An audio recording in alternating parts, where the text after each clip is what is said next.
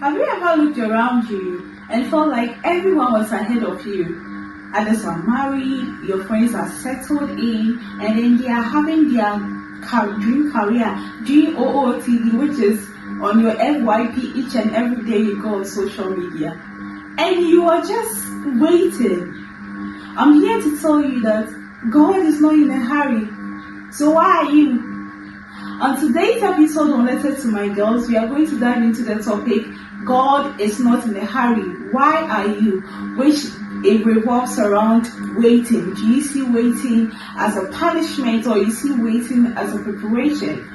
So I know it's been long since you've seen me on your screen. School happened.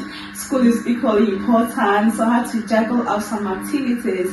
But I am here ready to give it to you back to back for the next weeks ahead. If it's the first time you're watching us, welcome to this amazing channel.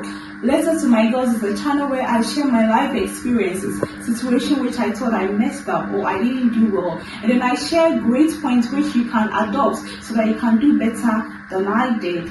So don't forget to like, comment, share, click on the notification button so that anytime we upload an amazing video, which it is going to be, you get the alert and you'll be one of the first people to watch our video. So, is waiting a sign of punishment or preparation?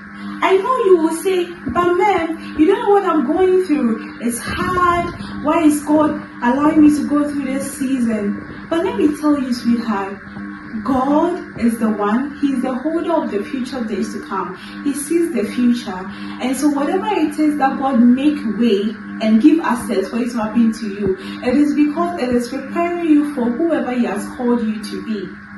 Let's look at this story about Abraham and Sarah. They wanted child so badly that they had to go and use Hagar.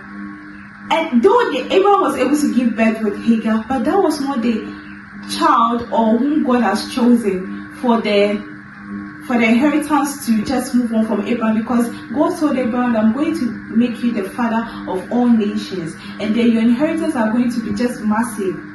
So although Abraham rushed, if only Abraham had waited, Hagar wouldn't have gone. Although God liked Hagar, and then there's also a new story about Hagar where God blessed his womb.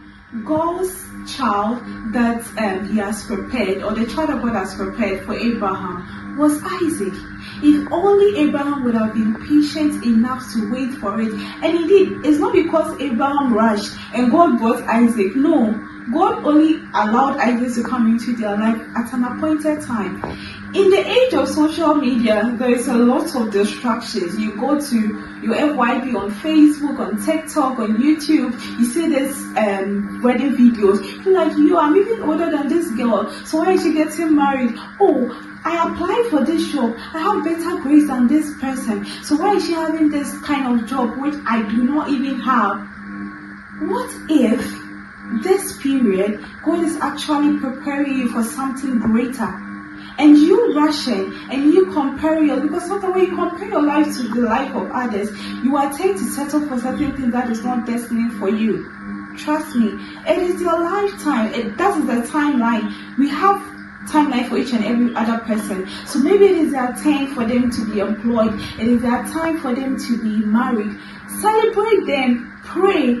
As long as you are praying, you are dressing, you are looking very presentable, you are having a good behavior, and do whatever it is that you're supposed to do, and it is not coming, don't say God is punishing you, because trust me, if God should allow that job to come to you right away, you are going to mess it up. You are going to be fired.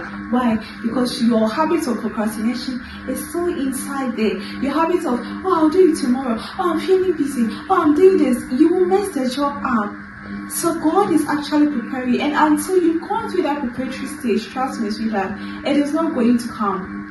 There were times where I was in a situation where my loved one was affected. I was praying so hard. God, why? I prayed, I fasted. I felt like I did everything that I was supposed to do. But the situation was still persisting. At a point, I asked myself, are you punishing me? But in that moment, God wanted to teach me something. He wanted to know, okay, there are certain times I do not have to let my emotions control me. There were certain times I need to be patient. There were certain times I need to see. That situation actually opened my eyes on so many things, because there are certain things I just brush it off. But when I see that instant happening to a loved one, I feel like I was also working in that same steps. I was like, okay, God is actually teaching me something. We are bent on rushing God. You ask God, that God, grow me into the woman you want me to be. Do you think it comes by just sitting down and life is really easy? No, you have to go through that situation. You have to go through that unemployment stage. And so when God gives you the job, you know how to handle it. And while going through the unemployment stage, ask God, what do you want me to do? You can learn the skill. You can be anything. You can just take a girl and be a source of motivation to this person. You can dive or use that opportunity to get closer to God, because when the job starts coming in with presentation offers here and there, you will not even have time for God. So whatever stage that you are in, ask God, what do you want me to do in this situation? And He's going to answer you, and use that opportunity to learn. So my girls, I'm going to end here, but before I end, I'll say release the pressure to be ahead. Rest in the timing of God, for He knows it. Whatever situation you are going through right now is going to make sense. Whatever experiences that you've gone through, it connects to the doctor, whoever you are going to be in the future.